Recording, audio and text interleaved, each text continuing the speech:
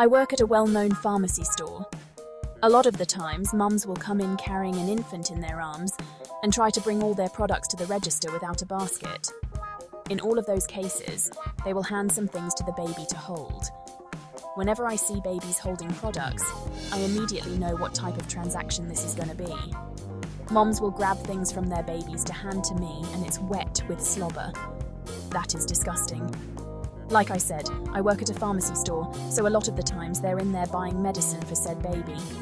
So you're handing me a wet, slobbery box of medicine because your sick infant was gnawing on it the whole time you were shopping. I don't care if it's baby slobber. It's not cute. It's just nasty. Especially if that baby is sick and I see snot dripping out their nose. Stop giving your infants products to hold. You know they're gonna put it in their mouth. Grab a basket or bring in their stroller. Anything, for God's sake, so I don't have to touch products covered in slobber. Dill. I work in a rich conservative area, and the clothing store I work at, along with all the other stores in the area, are dirty and unkept with products scattered about. There seems to be this mindset that it's the employee's job to clean everything up, so that means they can leave merchandise they don't want scattered about. Then hundreds of people a day have that same mindset, and now every retail store in the area is a disaster. I mostly work fitting room, and I offer to take clothing from customers that they didn't like, and I put it away neatly. Multiple times a day, someone will say, "Oh, I left it in the fitting room." And every time I walk into a room with a massive pile of clothes, some of which weren't even tried on, and hangers scattered about.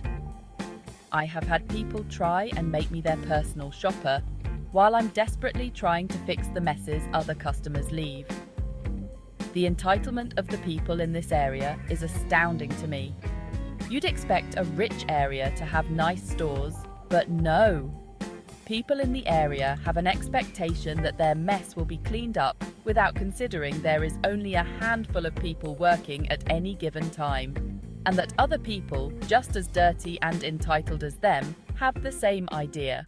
In my days as a tree planter, the grind was relentless. Over 45 hours a week, I carried around hefty trees, lugged mulch and soil bags, and relentlessly dug holes. The paycheck? Disappointing. The cost of driving to work seemed pretty crazy to me compared to what I was earning, so I opted for a daily 1-hour bike commute. Initially manageable, but after a few months my body couldn't keep up. Enter my not-so-bright idea steroids. The notion of enhancing my endurance for the job seemed reasonable, yet in hindsight it was pretty fucking dumb.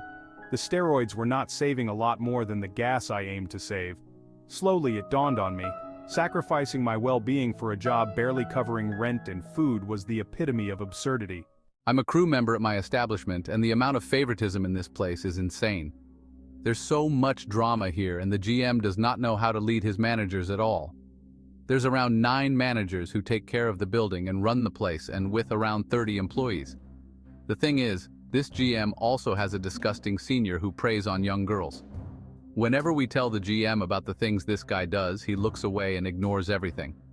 So lately, the GM has been trying to be more strict due to his lack of caring this last 2 years. He doesn't know how to confront people, he is too scared to fire people, so he makes the other managers below him do it. He doesn't realize how most of us are more respectful of other managers, who are more willing to take care of the place and actually try to be fair to all the employees, while he hides behind the office. He also has a sister who works here, and she gets to come in whenever she wants, bosses us around, and acts like she's better than everyone. When he decides to be strict, it's over the dumbest shit ever. He complains about little things when there's bigger things that should be handled. One being the disgusting senior he has, we will call him W. When I first started working here, it was great. Everyone was super nice and helpful. But as I got to know more about the leads and managers, I realized just how fucked up this whole place is. First, this W guy is super nice and friendly with all the girls, would always tease them and follow them like a creep.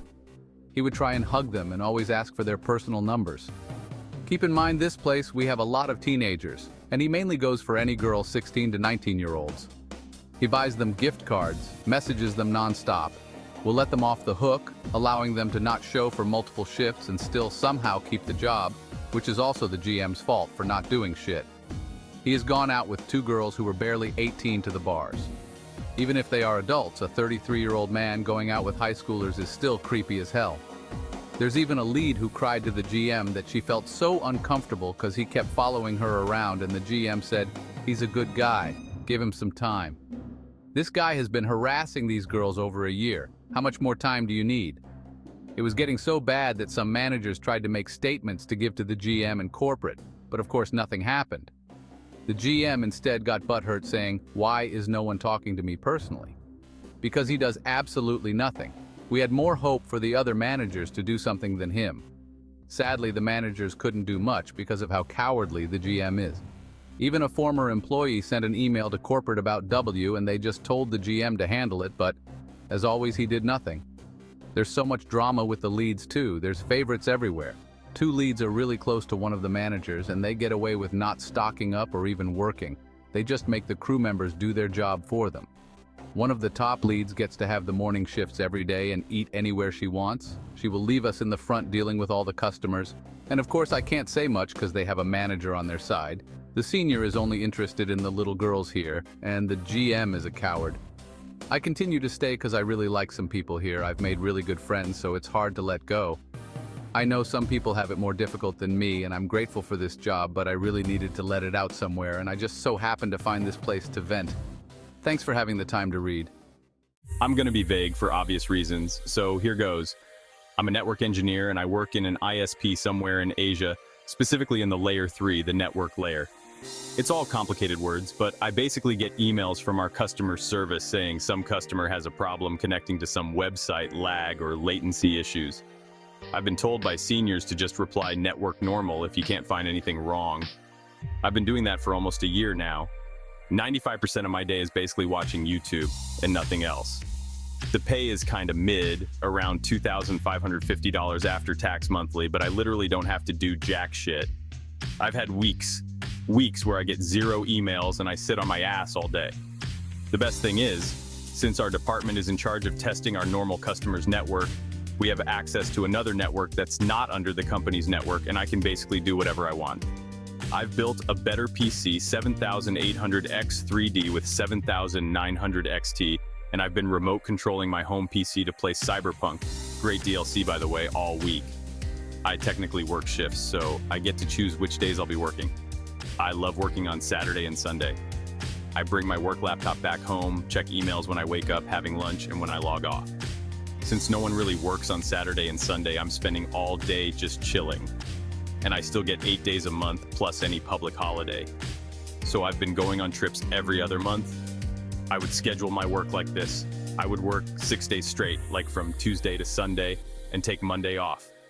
At the end of the month, I have like 5 unspent days off left, sometimes even more if that month has a few public holidays like Christmas or Dragon Boat, etc. And I would combine it with the next month's holiday, taking 5 days off at the beginning of the month, so I can have like 10 straight days off every 2 months. To summarize, I have 3 days off every weekend, Saturday, Sunday, Monday, and I get a long break every other month, 10 days plus. Life is amazing so far. Don't know how long I'll last, honestly. My boss is chill as fuck, my colleagues are chill as fuck. I wish you all the best in finding comfortable jobs. Guys, I have a story to share on why that usually happens, and if you guys have faced similar situations in a place that you worked. So, I worked in an office for like 4 years. I was a Cisco support engineer, and in my team, there were 12 people when I entered. All of them were men. It remained that way for like 1.5 years, only males on the team. Literally, we never had any gossip around our team.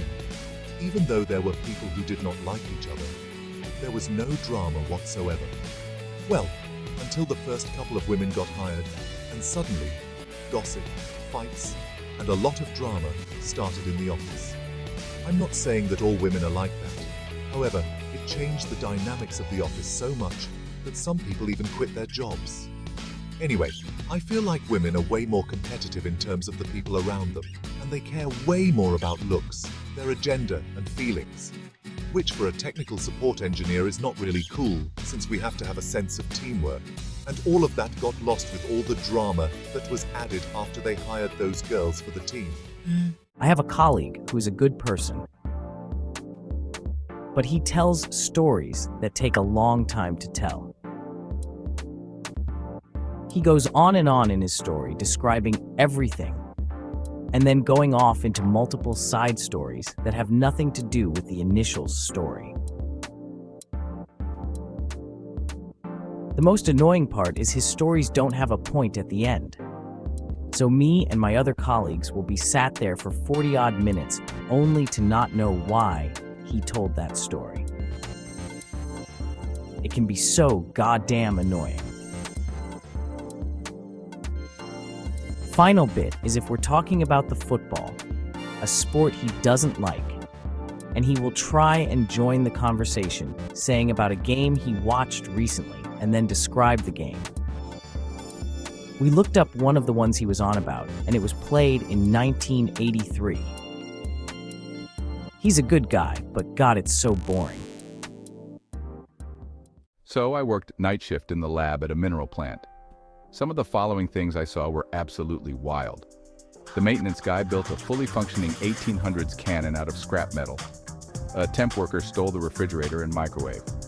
A pipe got clogged with a powdery substance, and when the maintenance worker unclogged the pipe, the entire plant was roughly covered in a fog of dust. You couldn't see your hand in front of your face. Don't really know how this happened, but a single stall bathroom got completely destroyed, likely by a sledgehammer. The toilet, mirror, and sink were just a pile of ceramic and glass shards. One of my buddies asked me for help. We got in the company truck and he says, "Ready?" Then he jumps out of the truck and puts a huge brick on the gas pedal. Our raw material had to be microwaved to remove moisture for certain tests. A day shift lab employee microwaved the sample and returned to find the microwave in a million pieces and a fire in the spot where the microwave was.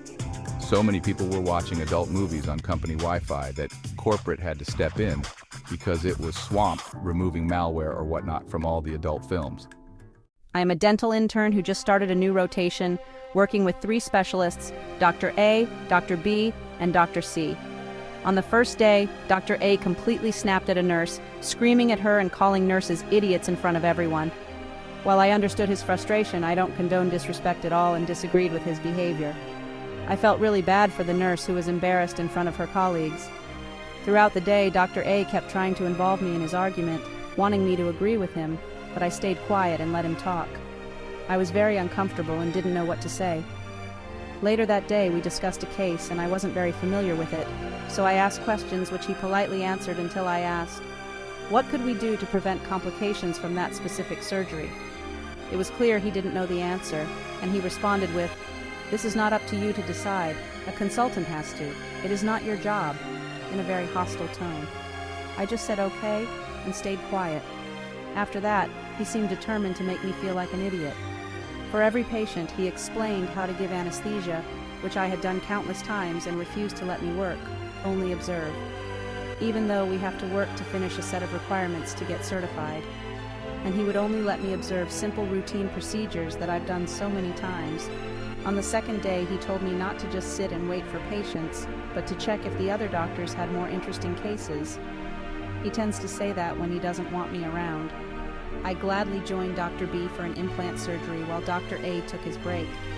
After observing the surgery, Dr. B and I took our breaks, but Dr. A had a patient I didn't know about. While eating, a nurse came to the break room, frantic, saying Dr. A wanted me back immediately. I returned, and he screamed at me and said, "Don't ever skip patients," and made me stand there observing without explaining what he was doing. I spent the rest of the day running between Dr. A and Dr. B's clinics, observing procedures with no breaks. The third day with Dr. C was a relief. She is amazing at her job and a wonderful teacher. However, she told me she wouldn't be at work for the rest of the week, which was disappointing. The next day was terrible. The hospital had changed the rules about sick leave notes and they made them digital, and when a nurse printed one out of habit, Dr. A screamed at her in front of a patient, crumpling the paper and throwing it at her. Dr. B was never rude to me or anyone else. He mentioned knowing my old university professor who left because of the toxic environment. He asked if I planned to stay in dentistry or switch careers, which I found odd. I said I was committed to dentistry and planned to get a master's degree. He then criticized my college's curriculum and doubted my skills. I was flabbergasted and explained that despite my university not being Ivy League, I constantly seek knowledge and have been working hard in my rotations. The hospital director even trusted me to cover for a doctor.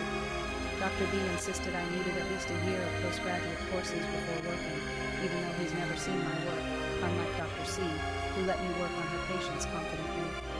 He kept going for around an hour, saying that I will never be qualified enough to work, and he would never let me work as long as he's around, and I should seriously consider changing my career. Despite my hard work and dedication, their constant criticism and belittling are hurtful. I am aware that I am smart, a fast learner, and open to constructive criticism. Yet Dr. A and Dr. B seem intent on making me feel inadequate. It's overwhelming to be screamed at and humiliated daily. I'm fine with criticism if I was told politely and privately, but being screamed at in front of staff and patients is too much. If anyone has advice on how to handle this situation, please let me know. So, when I was a youngin', I worked at a grocery store. I was a bagger, and it was extraordinarily busy. You know how 4th of July weekend can be. If you've worked in retail or in a grocery store, it's complete chaos. It was a smaller store as well, so tight crew. I could see him fall to the floor, motionless, and went to check on him with a sizable amount of groceries still needing to be bagged. My manager, from across the room, yelled at me to continue working. It took at least 30 seconds for someone else to check on him that the manager wanted to, and a minute more to call 911. The guy was supposedly okay, but I never saw him again. Just venting about my colleague. I'm Japanese myself, grew up in Japan, and recently moved to Australia. I started to work for this company, which only has one other Japanese employee, other than myself.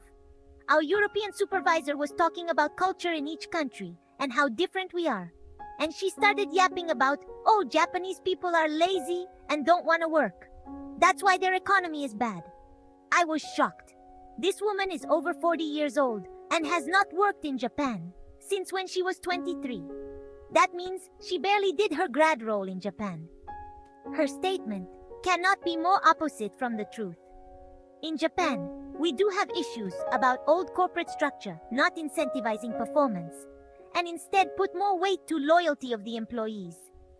This became a thing in the 70s and 80s when companies were struggling to keep their employees in their business. Because of this issue, the efficiency of the operation has been a big topic of the conversation.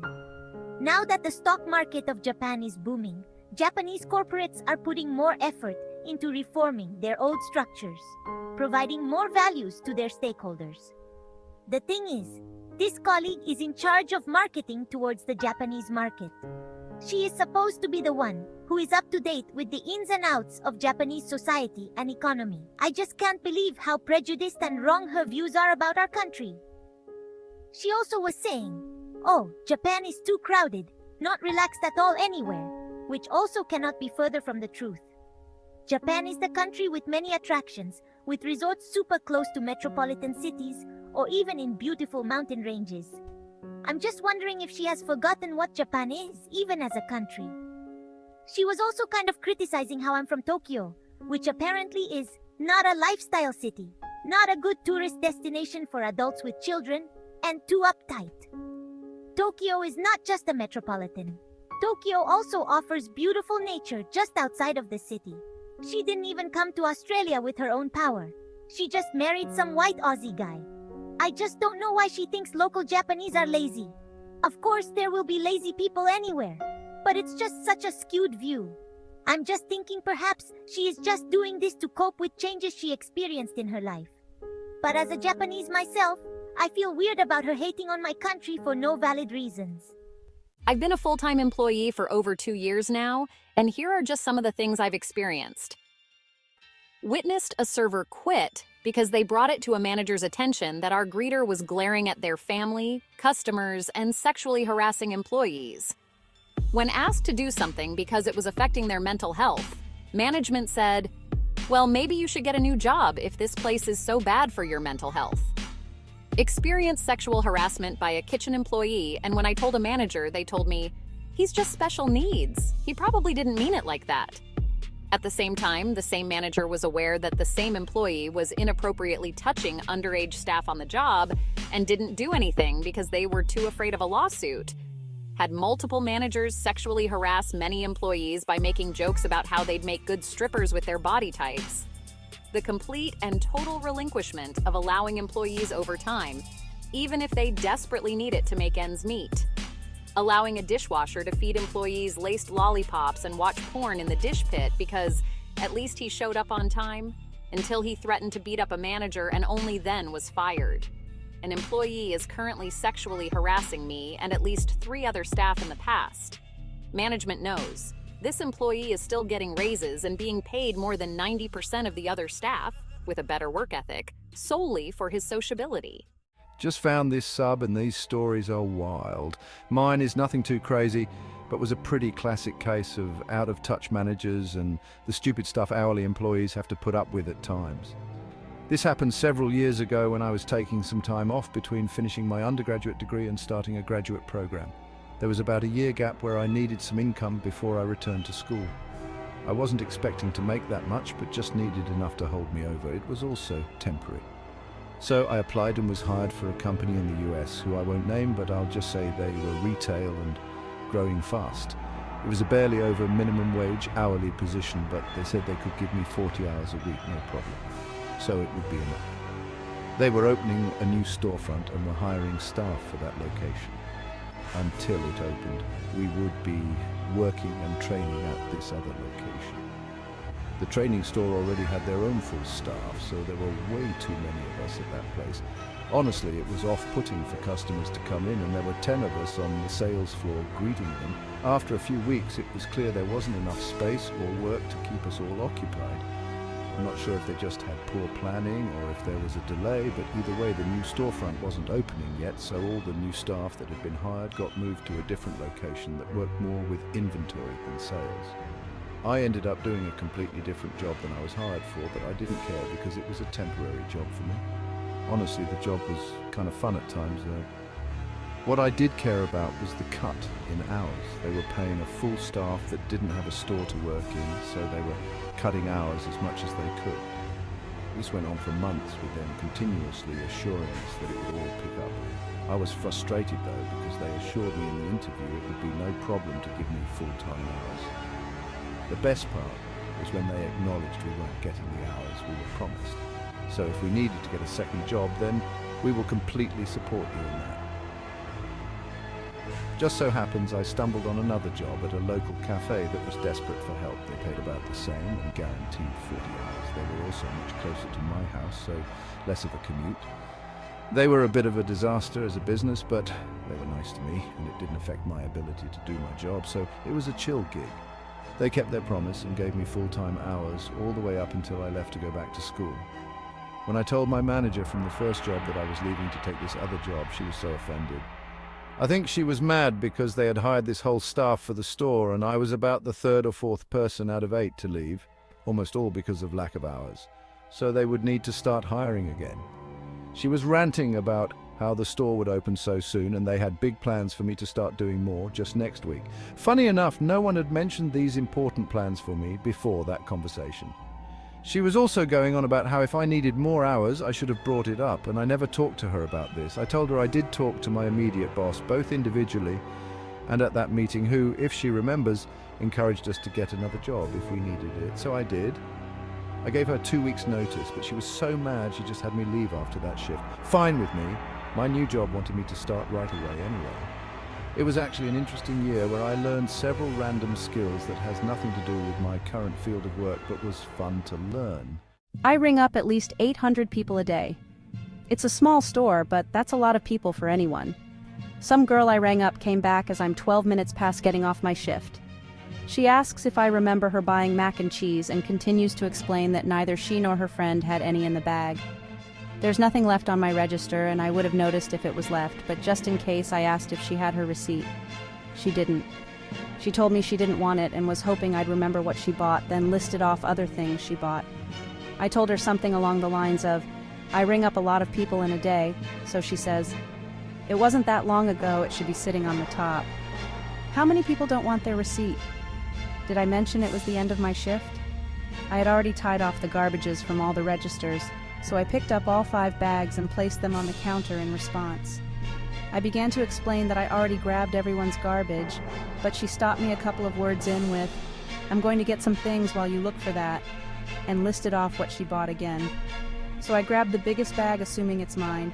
I was on service and my bag was overflowing when I tied it off, and lucky me, I found it. The person to relieve me of my shift had already arrived, but I waited to show the lady her receipt. I listed off the last 4 numbers of the card listed on the receipt to see if it was hers. It was. No, she did not buy mac and cheese. Did she buy any the second time around? No. Did she want her receipt she just made me dig through 5 trash bags to find in the middle of a global pandemic? No. No, she did not.